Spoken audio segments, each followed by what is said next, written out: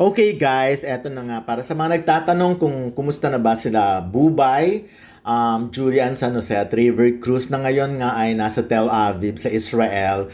At alam naman natin kung ano ang kondisyon dun sa panahon ngayon. So maraming nag-aalala kung ano bang nangyayari na. Kung ano na nangyayari sa kanila, kung anong kondisyon, kung anong sitwasyon nila.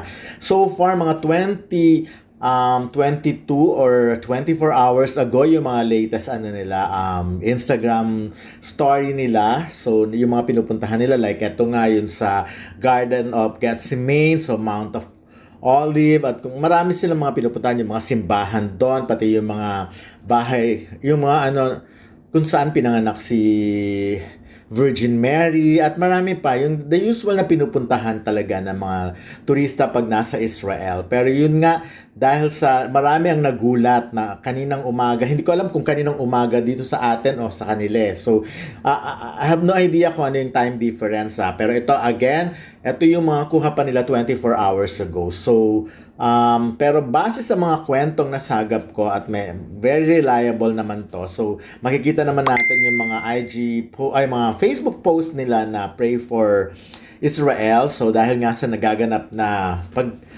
pag-atake sa, actually alam naman nating lahat 'yon kung noon pa, 'di ba? So ngayon kala natin okay na ang lahat, medyo tahimik na, and et cetera, et cetera. Pero yun na nga, meron pa rin nagkagulatan itong araw na to, or kahapon doon sa kanila. But anyways, so ang latest, ang pagkakaalam ko, hindi na rin talaga natuloy, ay reschedule na lang yung love trip pa sa smaller auditorium. Syempre, sino ba naman ang sino pa ba naman ang gugustuhin manood pa sa panahon ngayon, 'di ba? At saka kahit naman siguro mas importante ang safety talaga ng mga celebrity, at hindi lang naman celebrity, lahat ng mga tao doon sa Israel. So hindi na muna yan natuloy. Ang balita ko, coming from a very reliable source, ay i-reschedule yung term na. So pero sa ngayon, as of this moment, 9:48 p.m.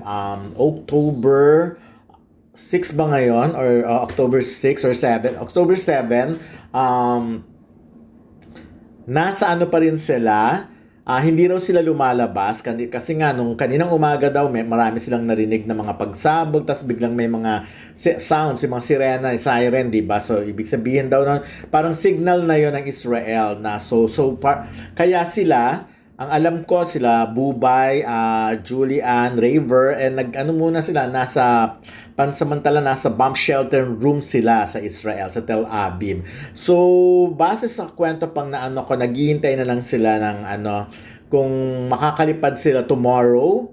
Ayan, kumakalipad sila pabalik ng Pilipinas, so hinihintay daw na. Pero yun nga, ma-reschedule na lang ang show nila kasi nga dapat yun talaga tonight, itong araw na tonight, di ba? So pero hindi nga yun natuloy, so i-reschedule. Hindi na muna natin alam kung kailan mangyayari yun.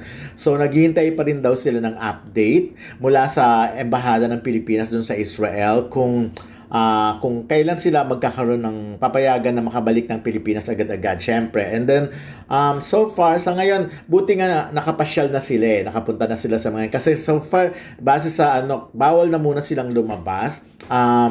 At habang kausap ko ngayon, kanina lang, mga few minutes ago, sinasabi niya na medyo tahimik, wala silang naririnig ng mga pagsabog. So yung umaga lang daw hanggang tanghali talaga yung medyo nagulat sila sa mga kaganapan na yon. So ayun, again, okay sila, nando naman sila sa tinatawag nilang, yun ang term kasi nila, yung bomb sheltered room nila doon. So ayun din naman, pag tinignan mo sa Facebook, makikita mo yung mga Pinoy doon, nagkukwento rin sila na experience sila, at yun nga yung term din nila ron. So ako naman, sabi ko nga doon sa kausap ko, mas maganda kung bumalik na agad. Sana nga mapayagan na silang bumalik ng Pilipinas. Huwag na maghintay pa ng ilang araw kasi hindi natin alam kung ano pa mga susunod na kaganapan doon. Pero yun na nga, naghihintay lang sila ng ghost signal. At so far, wala namang sinasabing kung ano pa mang medyo nakakatakot na kwento. Parang kalmado lang naman yung kausap ko. At parang okay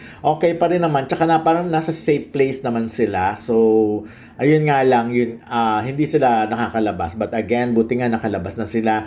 At yun nga, di ba, kawabalita lang natin dito na ang saya-saya pa nila Bubay, nila Julian, nila Raver. Kasi nga, sinalubong sila ng maraming Pilipino sa Israel. Talagang sobrang excited ang mga Pinoy sa Israel, sa Tel Aviv, na makita sila at mapanood silang mag-perform. So, yun na nga, So, sana lang matigil na, not for yung hindi dahil para sa show, pero sige na, ipagdasal natin na matapos, hindi lang mga Pilipino ang makaligtas or maging safe doon, kundi lahat ng mga tao sana doon, di ba? So, sana ang pinaka-importante, ang pinaka-siguro, pwede nating ipagdasal, ay may tigil yan, yung yung nangyayaring yan. Kasi syempre, ang gulo naman kahit nasabi mo ang layo-layo sa Pilipinas, pero dahil marami tayong mga kababayan na nandun, especially ngayon na nandun nga yung mga celebrity natin, si Bubay, si Raver, at si Julian. So, yun, sabi ko nga,